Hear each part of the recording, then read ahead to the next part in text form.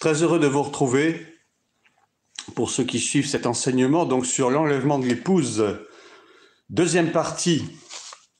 Alors avant de commencer, je voudrais faire deux, trois petits avis. D'abord, je vous prie de bien vouloir excuser la longueur de mon intervention hier. J'avais prévu au départ de faire un enseignement de 30 à 45 minutes et je vois que j'ai largement débordé puisque ça fait à peu près 55 minutes, ce qui est beaucoup, mais j'espère que vous avez eu la patience d'écouter jusqu'au bout. Alors aujourd'hui, je vais essayer de faire un peu plus court, mais vous savez, quand on est passionné par un sujet, c'est un peu difficile de s'arrêter, on ne fait pas du tout attention à l'heure. Ça, c'est un de mes défauts, parfois je reconnais que ça peut en irriter certains. Je sais que l'attention de l'être humain est parfois un peu limitée à 20-25 minutes, peut-être un peu plus parfois, mais 55 minutes, j'avoue que c'était beaucoup. Alors excusez-moi pour cela. Deuxième avis, à la fin de cet enseignement, je désirerais prier pour les personnes qui sont connectées mais qui ne connaissent pas le Seigneur. Ou alors qui ont connu le Seigneur et puis ont peut-être l'ont peut-être abandonné un petit peu, sont un petit peu retournés dans leur vie normale, entre guillemets, si je puis dire. Je vais prier pour le salut, parce que c'est très important. Ces vidéos, vous savez, elles ont d'abord un but premier, c'est d'évangéliser. Alors bien sûr, il y a des enseignements qui ne sont pas forcément axés sur l'évangélisation, mais le but premier tout de même, c'est non seulement d'apporter des enseignements, bien entendu, mais c'est aussi pour évangéliser, apporter la bonne nouvelle de l'évangile à ceux qui ne connaissent pas le Seigneur Jésus-Christ. Et donc, je m'emploierai à la fin de cet enseignement à prier pour tous ceux qui n'ont pas reçu le Seigneur dans leur vie. Ça me paraît important. Troisième avis, je sais que beaucoup ne sont pas d'accord avec ce que je dis. Et c'est normal. De toute façon, je ne prétends pas détenir la vérité. La seule vérité, c'est la parole de Dieu. Alors maintenant, je sais que chacun a sa façon de lire et d'interpréter les Écritures. Tout ce que je vous demande, c'est d'être correct dans vos réflexions, d'être tout au moins poli, tout au moins respectueux. Il y a quand même quelques internautes qui ne sont pas respectueux, il faut que je le dise. Non seulement leur langage est assez brutal, voire presque grossier, et ça, je ne peux pas l'accepter. Je suis désolé, je sais bien que les chrétiens sont persécutés, etc. Bon, mais une question de correction vis-à-vis au moins des autres internautes qui regardent ces vidéos. Je vous demande d'être poli, de garder votre sang-froid. Vous avez le droit de ne pas être d'accord. C'est tout à fait normal. Moi-même, il y a des fois où je regarde des enseignements. Je ne suis pas forcément d'accord avec les personnes. Mais il faut toutefois raison garder. Et puis, on a le droit de discuter, mais en toute courtoisie, en toute politesse. Voilà. Vous savez, ces vidéos, j'ai commencé en 2013. Je les fais entièrement gratuitement. Je n'en tire aucun bénéfice. La chaîne YouTube, d'ailleurs, ne m'a jamais rétribué de quoi que ce soit. Je n'en ai même pas fait la demande. J'estime que la parole de Dieu est gratuite, donc je donne gratuitement ce que j'ai reçu, totalement bénévolement, et je ne vous demande rien en échange. Simplement, la seule chose que je vous demande, c'est un minimum de correction, un minimum de politesse, c'est tout. Voilà, encore une fois, on a le droit de ne pas être d'accord, c'est tout à fait normal. Nous sommes en démocratie, enfin, je voudrais dire, la démocratie finit par tourner un peu à la monocratie finalement. Mais chacun a le droit de s'exprimer, mais en toute courtoisie. Voilà. Alors nous allons, et au passage, je voudrais quand même remercier les quelques personnes, qui sont très peu nombreuses, 2 ou 3 personnes, qui me soutiennent dans ce ministère. Je ne dirai pas leur nom, bien entendu, et je les remercie et que Dieu vous bénisse. Ceci étant, je ne fais aucun appel de don, je ne demande rien à personne, et voilà, je suis heureux de faire ces vidéos et qu'elles soient vraiment bénissantes pour tous ceux et celles qui prennent la peine de les écouter. Donc aujourd'hui, seconde partie de cet enseignement sur l'enlèvement de l'épouse. Donc hier, nous avons étudié un petit peu, j'allais dire un petit peu les prémices, si je puis dire, de cet enseignement. Eh bien précisément, nous avons vu ce qu'étaient les fêtes de l'Éternel. J'ai fait un rappel un peu rapide et j'ai insisté sur la fête des prémices et la fête des trompettes, qui sont ces deux fêtes sur lesquelles s'appuie précisément cet événement de l'enlèvement de l'Église. Nous avons vu que les prémices correspondent à l'épouse, que la fête des prémices, c'était justement l'obligation pour le peuple d'Israël, avant de moissonner son champ. Il y a 3 moissons, il y a la moisson de l'orge au printemps, la moisson du blé en été et la moisson des autres fruits ou la récolte des autres fruits qui se passe en automne. Et donc, avant de pouvoir moissonner en totalité son champ, eh bien, chaque Israélite agriculteur, puisque Israël est devenu, les Hébreux sont devenus un peuple agricole, eh bien, devait prélever une gerbe de chaque moisson, l'apporter au temple à Jérusalem et la présenter au sacrificateur qui lui-même allait la présenter à l'Éternel afin que ces gerbes soient agréées, ces prémices soient agréées. Et donc, les prémices étant agréées, à ce moment-là, la personne, le propriétaire du champ, pouvait à loisir commencer à moissonner son champ. Et donc, nous avons vu que ces prémices correspondent en fait à l'épouse. Parce que lorsque la trompette sonnera, lorsque par la voix d'un archange, le Seigneur appellera ses élus, eh bien, d'abord, c'est vrai qu'il y aura une résurrection, la résurrection de tous ceux qui auront vécu en amitié avec Dieu pendant toute l'ancienne alliance, c'est-à-dire Abraham, Noé, etc., le roi David, et puis tous ceux qui, jusqu'à ce jour, seront morts, mais en Christ. C'est-à-dire qui seront sauvés, qui auront reçu le salut, qui auront vécu en Christ jusqu'à aujourd'hui, c'est-à-dire pendant tout le temps de la grâce, pendant tout le temps de l'Église, depuis la mort et la résurrection du Seigneur.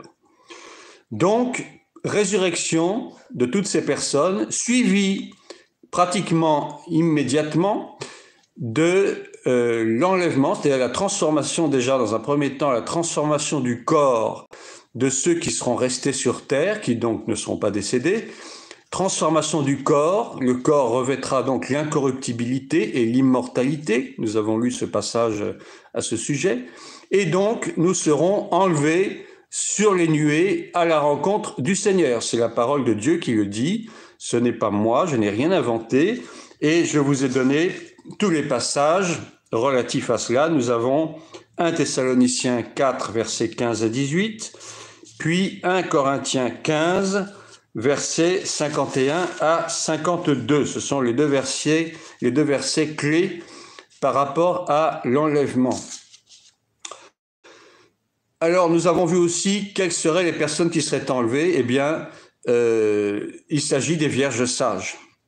Les vierges sages, c'est-à-dire les hommes et les femmes qui auront cru en Christ et qui seront restés éveillés et vigilants jusqu'à la fin, c'est-à-dire qui n'ont aucun moment été séduits au point de renoncer à leur foi en Christ, qui ne seront pas revenus dans leurs anciennes vies, dans leurs anciens péchés, et qui auront été vigilants jusqu'au bout.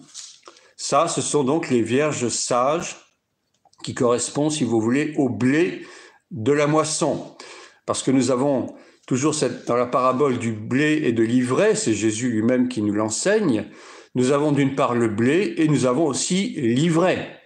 Eh bien, le blé correspond donc aux vierges sages, c'est-à-dire aux chrétiens spirituels, si je peux employer ce terme, et l'ivraie correspond eh bien, à ceux qui sont plutôt charnels, aux chrétiens qui portent le nom de chrétiens, mais qui en réalité ne le sont pas vraiment, c'est-à-dire qu'ils ont un pied dedans et un pied dehors, de temps en temps ils sont chrétiens, et puis un autre jour ils ne le sont plus, ils ne sont pas du tout attentifs à leur voix, ils peuvent aussi marcher dans le péché.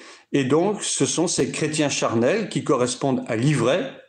Mais le Seigneur dit de ne pas enlever l'ivraie avant le blé, mais de laisser croître les deux ensemble, et qu'au moment de la moisson, précisément, eh bien, l'ivraie et le blé seront séparés l'un de l'autre. Et donc, cette moisson, en fait, correspond à l'enlèvement, puisque le blé, donc les prémices, seront enlevées. Les prémices, c'est donc l'épouse, je vous le rappelle, seront enlevées, et malheureusement, les chrétiens charnels, c'est-à-dire l'ivraie, bien, restera sur terre, subira la tribulation de cette année, et s'ils veulent vraiment conserver la foi et espérer être sauvés encore, il y a une seconde chance qui leur est offerte, mais malheureusement, ils seront obligés de passer par la mort pour pouvoir être sauvés et également pouvoir régner avec le Seigneur pendant les 1000 ans, puisqu'ils auront le droit de régner, puisqu'ils ressusciteront, et ils auront le droit de régner pendant le millénium avec le Seigneur Jésus,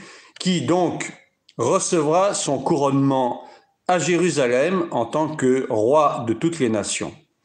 Et donc régneront avec lui, d'une part l'épouse, bien entendu, qui recevra d'ailleurs des récompenses par rapport à son travail effectué sur terre, et puis les 144 000 dont la Bible parle, qui sont des Juifs, qui auront cru au Seigneur, qui seront également enlevés dans une autre phase, et puis bien entendu les martyrs de la tribulation, c'est-à-dire ce qu'on appelle le reste, ou l'ivraie, mais qui aura quand même donné sa vie, aura donné son sang, et donc le Seigneur les sauvera. Donc voici les trois types de personnes qui régneront avec le Seigneur pendant le millénium, c'est-à-dire les 1000 ans qui suivront les 7 années de la tribulation. Alors aujourd'hui, je vais vous parler un peu plus précisément des trois thèses concernant l'époque la plus probable de l'enlèvement. Vous savez qu'il y a plusieurs mouvements d'opinion par rapport à cela. On va en parler parce que c'est important. Chacun pense que l'enlèvement se passera à tel moment, avant, après, pendant, etc. Il y a les post-millénaristes, il y a les amillénaristes qui disent qu'il n'y aura pas de millénium, qui disent qu'il n'y aura pas de millénium. Il y a les pré-millénaristes qui disent que l'enlèvement aura lieu avant les 7 années. Et vous avez les prétéristes, c'est-à-dire ceux qui ne croient en rien du tout. Il n'y aura pas de millénium, il n'y aura pas d'enlèvement. Beaucoup de chrétiens, et je le dis parce que j'en ai aussi connu dans mon entourage, beaucoup de chrétiens ne croient même pas à l'enlèvement. Ils ne croient pas du tout au millénium. C'est tout juste s'ils croient au retour du Seigneur Jésus-Christ. C'est extrêmement grave, c'est extrêmement tragique, parce que c'est écrit dans la Bible. Or, si on ne croit pas à ce qui est écrit dans la Bible, évidemment, eh bien, à ce moment-là, eh bien, je ne sais pas quelle est la solution qu'on peut envisager pour ces personnes. Beaucoup disent que l'enlèvement a déjà eu lieu. Ça, je l'ai entendu aussi. Et je l'ai lu même dans certains commentaires. L'enlèvement a déjà eu lieu. C'est plus le moment d'en parler, etc. Alors, moi, je vous pose la question. Si l'enlèvement a déjà eu lieu, qu'est-ce que vous faites encore sur la terre? Répondez-moi. Si vraiment vous pensez que l'enlèvement a eu lieu, c'est donc que vous l'avez raté puisque vous en parlez. Enfin, vous voyez, il y a un peu toutes les théories farfelues qui se disséminent un peu sur la toile. Et je voudrais quand même essayer de lever le doute à ce sujet. Et donc, nous allons parler aujourd'hui des trois grandes thèses qui concernent donc la date probable de l'enlèvement. Alors, on va commencer par la fin, si vous voulez. L'enlèvement aura-t-il lieu à la fin de la tribulation?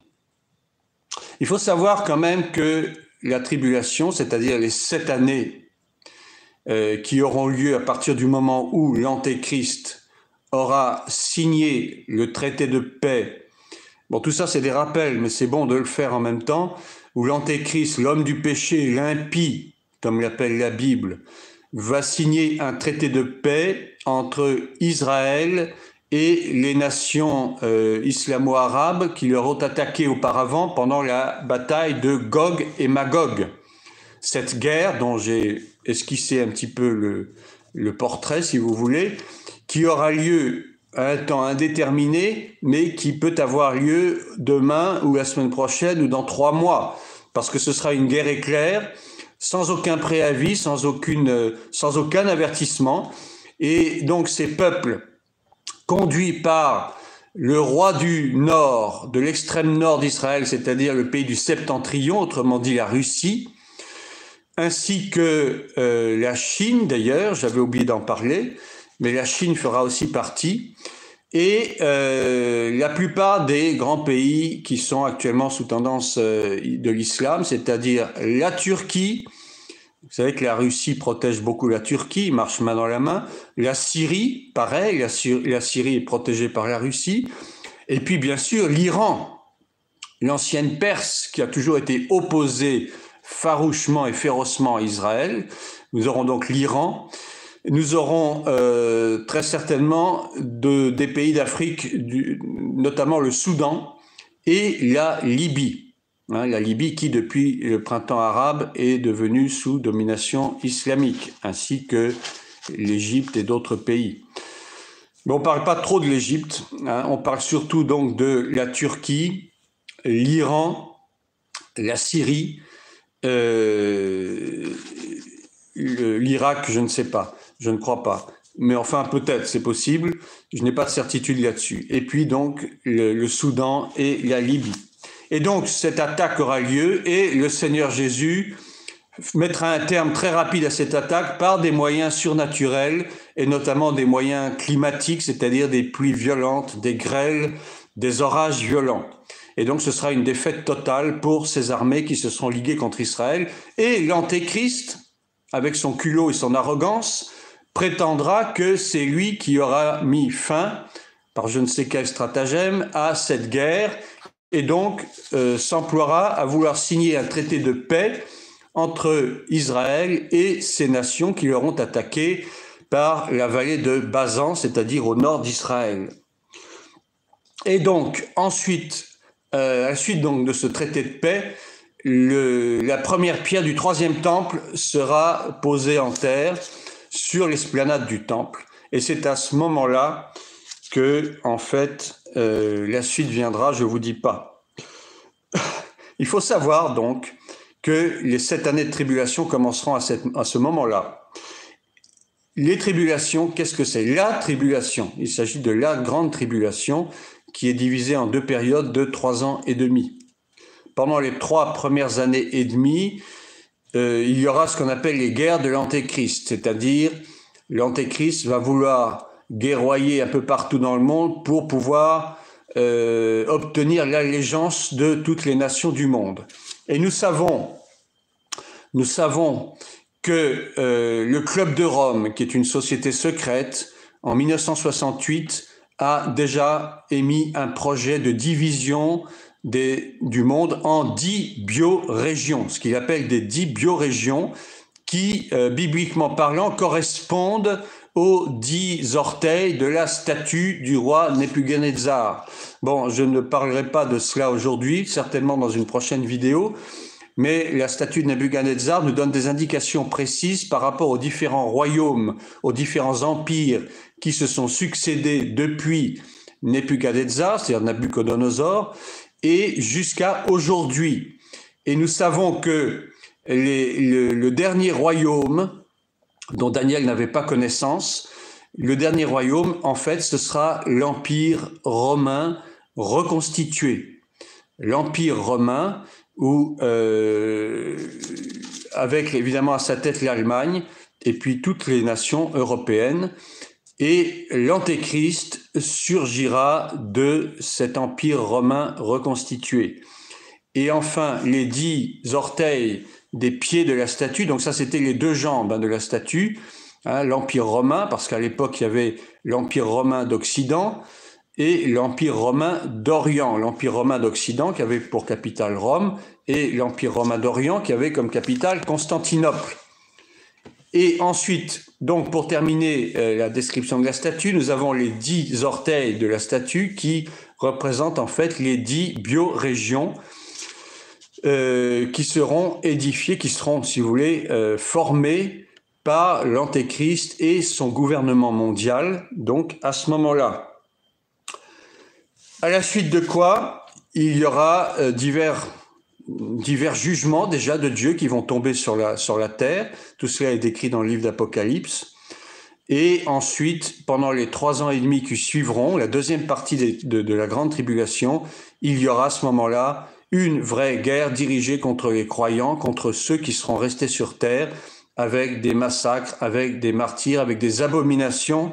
Et c'est là où l'Antéchrist finira par s'asseoir dans le temple reconstruit, qu'il le profanera, qu'il blasphémera contre Dieu en s'asseyant lui-même dans le temple et en se proclamant Dieu, qu'il fera cesser le sacrifice et l'offrande. C'est la parole de Dieu qui nous dit cela. Alors pour en revenir à cette théorie de l'enlèvement de l'Église à la fin des tribulations, eh bien, premier argument contre, ce ne serait pas une bienheureuse espérance que l'Église soit enlevée à la fin des tribulations. La Bible nous dit clairement que Dieu veut épargner la colère à son peuple.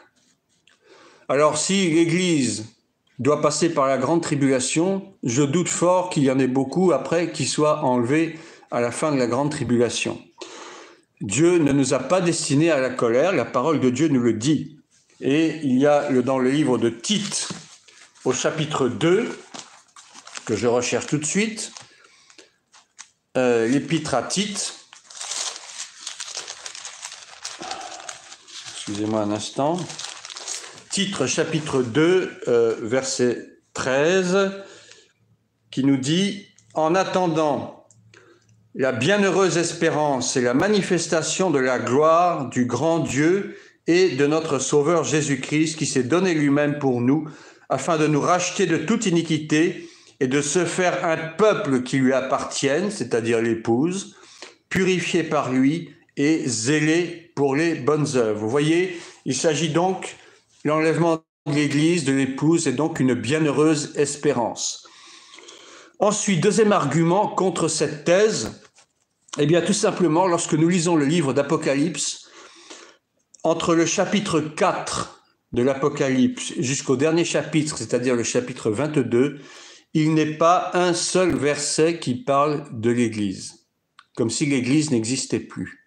Autant on parle de l'Église dans les 3 premiers chapitres, et nous avons même cette fameuse lettre aux 7 églises, ces 7 églises qui en réalité représentent des types d'églises qui sont actuellement présents sur terre, chacune avec leurs défauts et leurs qualités, et Jésus s'en prend assez vivement d'ailleurs à la plupart d'entre elles, et il y en a une qui trouve grâce à ses yeux, c'est l'église de Philadelphie.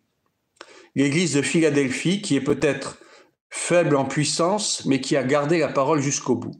Eh bien, l'église de Philadelphie, ça représente exactement l'Église jusqu'au bout, qui a subi des tribulations, des persécutions, mais qui n'a jamais renié son maître. Donc, je disais qu'entre le chapitre 4 et le chapitre 22, on ne parle plus de l'Église. Ce qui veut dire que l'Église n'est plus là. Or, si l'Église n'est plus là, c'est donc qu'elle a été enlevée. Donc, on ne peut pas dire qu'elle a été enlevée à la fin des tribulations. Sinon, l'Apocalypse en parlerait à la fin. Or, elle n'en parle qu'au début, dans les 3 premiers chapitres. Ensuite, troisième argument, si l'Église devait traverser la grande tribulation, cela signifierait que le principe des prémices serait annulé. Et ça, c'est extrêmement important. On a vu dans la précédente vidéo, dans le précédent enseignement, que les prémices représentent l'épouse, et donc que l'épouse sera d'abord enlevée en tant que prémisse. Mais si auparavant, l'Église devait être enlevée à la fin de la tribulation, ça voudrait dire que les âmes des martyrs, c'est-à-dire de ceux qui seront restés pendant la tribulation, la grande foule dont parle le chapitre 7 d'Apocalypse, les 144 000 juifs qui d'ailleurs seront enlevés dans le chapitre 12 d'Apocalypse, la moisson de la terre d'Apocalypse 14 serait déjà présent au ciel avant l'Église, ce qui est un non-sens absolu. Ça ne peut pas marcher puisque l'Église, ça représente les prémices. Or, si le reste, c'est-à-dire le reste du champ, tous ceux que je viens d'énumérer se trouvent déjà au ciel auparavant, ça veut dire que le principe des prémices n'est plus valable. Or, ce n'est pas du tout ce que la parole de Dieu nous dit. Les prémices doivent être enlevées avant le reste du champ. Voilà donc les 3 arguments qui sont en défaveur d'un enlèvement de l'Église à la fin de la tribulation. Maintenant, nous allons voir l'argument qui consiste à dire que l'Église traversera au moins une partie des 7 années de la tribulation. Et d'abord, je veux parler de la 7e trompette, la dernière trompette, parce que l'apôtre Paul nous parle de la dernière trompette dans 1 Corinthiens 15 au verset 51. Voici, je vous dis un mystère, nous ne mourrons pas tous, mais tous nous serons changés. En un instant, en un clin d'œil, à la dernière trompette. Alors de quelle trompette il s'agit? Eh bien, je vais vous le dire. La trompette sonnera et les morts ressusciteront incorruptibles, pour la liaison, et nous serons changés, car il faut que ce corps corruptible revête l'incorruptibilité, etc. Donc ici, on parle d'une trompette. Alors, beaucoup identifient cette trompette avec la 7e trompette, donc la dernière trompette, qui se produit bien au milieu de la grande tribulation, mais cette 7e trompette, comme d'ailleurs celle qui la précède, c'est-à-dire la 6e et la 5e, n'ont rien à voir avec l'enlèvement. Ce sont des trompettes qui annoncent des catastrophes, qui annoncent des malheurs. Et je vais vous détailler un petit peu cela. Donc la 5e, la 6e et la 7e trompette d'Apocalypse représentent 3 malheurs principaux, particuliers, étant des jugements de Dieu sur la terre. La 5e trompette nous indique l'arrivée d'un premier malheur, c'est-à-dire une invasion démoniaque des anges déchus, de ceux qui n'ont pas gardé leur dignité, qu'on trouve en Genèse chapitre 6.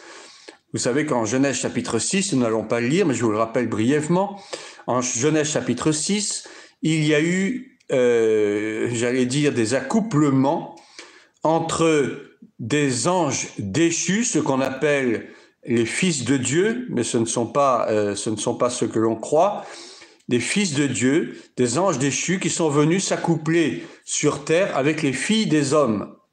Et ces croisements ont produit des géants, c'est-à-dire des êtres monstrueux. Et ces êtres monstrueux sont en réalité des espèces humaines, si vous voulez, particulières, mais qui sont des démons en chair, littéralement. Et donc, ces démons en chair, ces anges déchus, ont été gardés pour le jour du jugement. Et c'est ce que nous dit Apocalypse chapitre 9, que je vous lis tout de suite, entre les versets 1 à 12. Donc, Apocalypse 9, versets 1 à 12. Le 5e ange sonna de la trompette, et je vis une étoile qui était tombée du ciel sur la terre. La clé du puits de l'abîme lui fut donnée, et elle ouvrit le puits de l'abîme. Et il monta du puits une fumée comme la fumée d'une grande fournaise, et le soleil et l'air furent obscurcis par la fumée du puits. De la fumée sortirent des sauterelles qui se répandirent sur la terre, et ils leur furent donnés un pouvoir comme le pouvoir qu'ont les scorpions de la terre. Il leur fut dit de ne point faire de mal à l'herbe de la terre, ni à aucune verdure, ni à aucun arbre, mais seulement aux hommes qui n'avaient pas le sceau de Dieu sur le front. Il leur fut donné non de les tuer, mais de les tourmenter pendant 5 mois. Et le tourment qu'elle causait était comme le tourment que cause le scorpion quand il pique un homme. En ces jours-là, les hommes chercheront la mort, et ils ne la trouveront pas. Ils désireront mourir, et la mort fuira loin d'eux. Donc c'est un jugement sur la terre, c'est un premier malheur, une invasion démoniaque sous la forme de sauterelles géantes. Ensuite, nous avons une 6e trompette dans Apocalypse 9, versets 13 à 21. Je ne vais pas vous le lire, mais vous n'avez qu'à ouvrir votre Apocalypse et vous le lirez à loisir. Il s'agit d'une invasion de cavalerie démoniaque des démons montés sur des chevaux qui exterminera le tiers de la population. Donc ça, c'est le jugement de la 6e trompette. Et puis enfin, la 7e trompette correspond à l'expulsion de Satan hors des lieux célestes et à l'arrivée ou l'émergence de l'Antéchrist pour mettre en place le gouvernement mondial qui régnera donc pendant les 3 ans et demi de la seconde partie de la grande tribulation. On trouve cela également dans le même chapitre 9 d'Apocalypse, entre les versets 13 et 21. Donc, aucun rapport de cette 7e trompette avec la trompette dont nous parle Corinthiens par rapport à l'enlèvement. Il ne s'agit pas du tout de cette trompette. Et de toute façon, il y a un argument, je dirais, supplémentaire à cela, c'est que Paul ne connaissait pas le livre d'Apocalypse au moment où ça a été, au moment où lui-même a écrit donc la lettre de Corinthiens.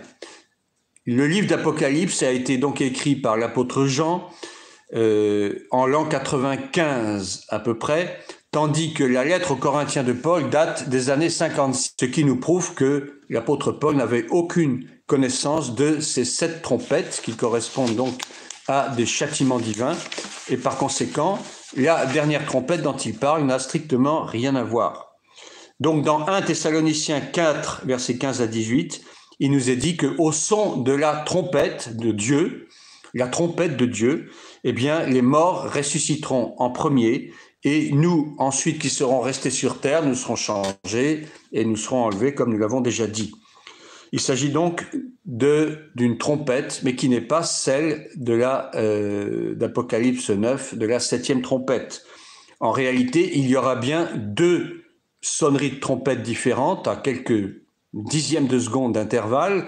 Un premier coup de trompette sera pour les morts, donc les morts de l'Ancien Testament, plus ceux de la Nouvelle Alliance jusqu'au jour même où la trompette sonnera, qui ressusciteront.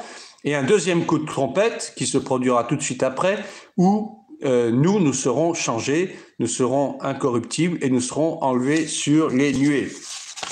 Voilà donc l'explication qui bat un peu en brèche cette théorie de l'enlèvement pendant la grande tribulation. Enfin, 3e thèse,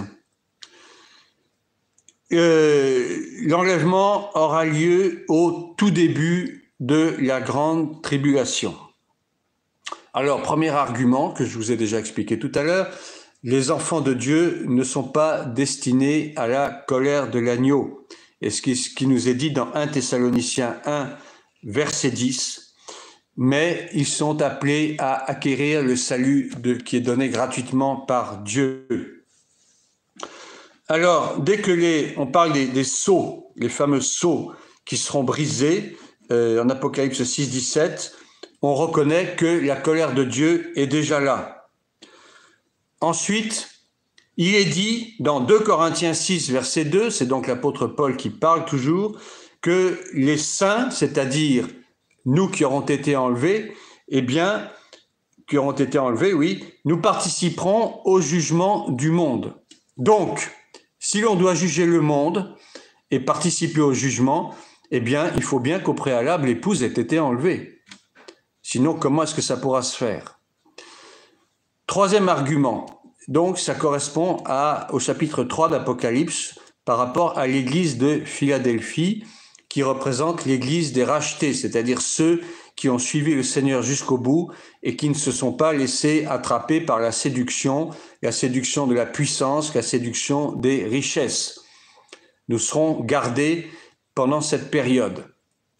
L'Église, je vous rappelle l'étymologie du mot « église », ça vient du grec « ecclésia », qui veut dire « hors de », c'est-à-dire que l'Église, c'est l'assemblée qui est hors du monde, hors de tout ce qui correspond à la corruption du monde.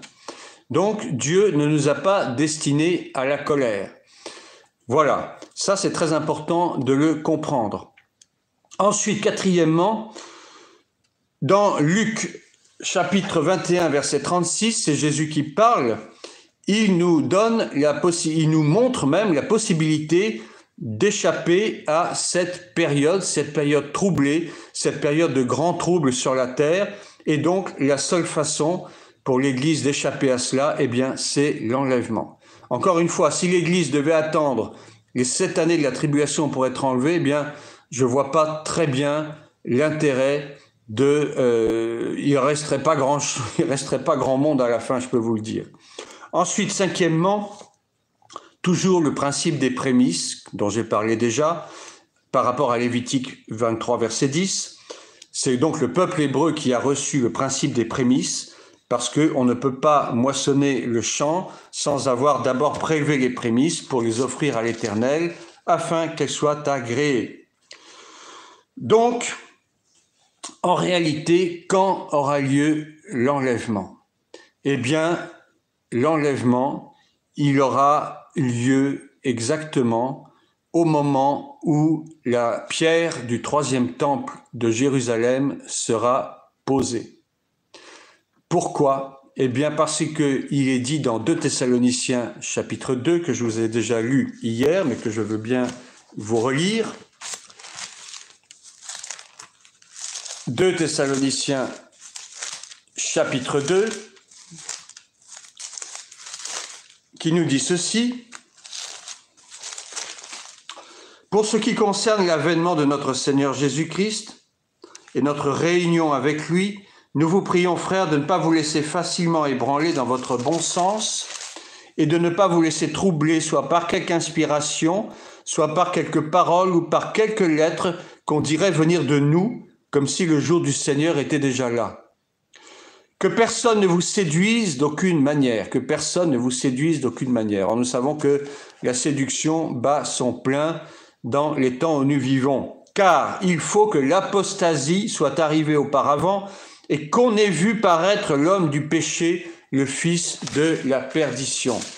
La parole de Dieu est assez claire, il me semble. Il y a 2 conditions. C'est d'abord que l'apostasie ait lieu, et je peux vous certifier qu'elle a vraiment bien lieu en ce moment, et elle continue d'ailleurs à s'aggraver presque de jour en jour, l'apostasie. Je vais vous expliquer hier ce que c'était. En fait, c'est littéralement l'abandon de la foi en Jésus-Christ, notre Sauveur, qui fait que beaucoup de chrétiens ont rétrogradé, ont abandonné la foi, que beaucoup d'églises ne prêchent plus le salut par la grâce, mais se mettent à prêcher le salut par les œuvres, qu'il y a de plus en plus de faux pasteurs, de faux apôtres, de faux prophètes, de faux tout ce que vous voulez, soit qui disent, comme j'ai dit au début, qu'il n'y a pas d'enlèvement, il n'y a pas de millénium, que tout ça c'est des histoires, que l'enlèvement a déjà eu lieu, enfin toutes les théories aussi farfelues les unes que les autres qui induisent les chrétiens en erreur. Donc ça c'est l'apostasie. Aussi l'abandon de la foi à cause des problèmes, à cause des soucis, à cause de cette pandémie, il y a beaucoup qui retournent au Seigneur, mais il y en a beaucoup aussi qui abandonnent le Seigneur en disant « mais pourquoi Dieu permet ces choses ?» Enfin, vous voyez, l'apostasie, c'est un phénomène qui est en train de courir un peu partout. Et donc, le deuxième fait dont il nous est parlé, c'est qu'on ait vu paraître l'homme du péché. L'homme du péché, c'est l'Antéchrist. Ce qui veut dire que, et là je vais m'attirer encore des foudres, que l'Église doit voir apparaître l'Antéchrist. L'Église doit voir apparaître l'Antéchrist. Donc, l'enlèvement ne peut pas avoir lieu avant que n'apparaisse l'Antéchrist. Mais effectivement, l'Église ne passera pas la grande tribulation, les 7 années, elle sera enlevée tout juste au moment où le 3e temple sera reconstruit. Vous me direz, c'est peu de temps avant. Oui, c'est vrai. Mais l'Église ne mettra même pas les pieds dans le début de la tribulation. Alors pour terminer, je voudrais vous parler d'une image qui m'a un peu frappé par rapport à l'enlèvement. Il s'agit de l'histoire de Noé et de l'arche. Je trouve que cette image est une image de l'enlèvement de l'Église. Pourquoi? Eh bien, déjà, nous sommes dans une période de confinement, comme chacun sait, et cette histoire d'arche de Noé, ça montre aussi un confinement. En fait, cette arche, c'est un peu l'image de l'arche de l'Alliance, qui viendra plus tard, bien sûr. C'est un peu une préfiguration ou une prophétie concernant l'arche de l'Alliance qui représente la présence de Dieu pour ceux qui croient. Et donc, Noé, en quelque sorte, s'est confiné avec sa famille à l'intérieur de l'arche. Et cette arche, ça a été donc son moyen de salut, le moyen d'échapper à la colère de Dieu, qui à l'époque s'était manifestée donc par le déluge pendant 40 jours et 40 nuits. Et donc ce déluge, eh bien tout simplement, c'est aussi une préfiguration de ces 7 années de tribulation qui vont déferler sur le monde. Et par conséquent, eh bien l'Église devra être enlevée, c'est-à-dire qu'en quelque sorte confinée en Christ, son Sauveur, son époux, afin d'échapper à la colère de Dieu. J'ai trouvé cette image assez intéressante, chacun peut l'accepter ou pas, mais vous savez que la Bible est une gigantesque prophétie, et donc cette histoire de Noé, pour moi, c'est tout à fait l'image de ce qui va se passer donc des siècles après, même plusieurs milliers d'années après, par rapport à l'enlèvement, c'est-à-dire ce confinement de l'épouse en tant que prémisse dans le sein de son sauveur, de son époux, de son maître. Voilà, j'ai terminé cet enseignement sur l'enlèvement de l'Église. Il y aurait encore beaucoup à dire. Il y a énormément de versets que je n'ai pas voulu vous donner parce que ça rallongerait encore plus. Je vous ai promis de faire plus court cette fois-ci. J'espère que cet enseignement vous a intéressé, vous a interpellé. Je ne dis pas qu'il soit parfait. Il y a certainement peut-être des erreurs qui se sont glissées. Et une fois de plus, je vous engage à me signaler des choses que j'aurais pu dire qui n'étaient pas du tout en conformité avec la parole de Dieu. Nous avons le droit de discuter, nous avons le droit de commenter, mais toujours en bonne entente, avec donc respect, avec courtoisie. Et donc maintenant, avant de clôturer, je voudrais prier pour tous ceux et celles qui écoutent cette vidéo ou qui déjà écoutent mes vidéos depuis un certain temps, mais qui ne croient pas au Seigneur, ou bien qui sont en cheminement peut-être, ou bien qui peut-être ont aimé le Seigneur à un moment et se sont détournés ensuite, ça peut arriver. Donc je voudrais prier pour vous, et donc je vous demande de bien vouloir vous concentrer sur cette prière que je fais maintenant. Seigneur notre Père, je te rends grâce pour toutes ces personnes qui ont écouté cet enseignement. Et je prie tout particulièrement pour ceux et celles qui t'ont peut-être connu à un moment de leur vie, mais qui actuellement se posent des questions, ou même peut-être ont abandonné la foi, ou bien ne croient pas du tout, demeurent dans l'incrédulité, disent que Dieu n'existe pas, mais sont toutefois un peu interpellés dans leur cœur.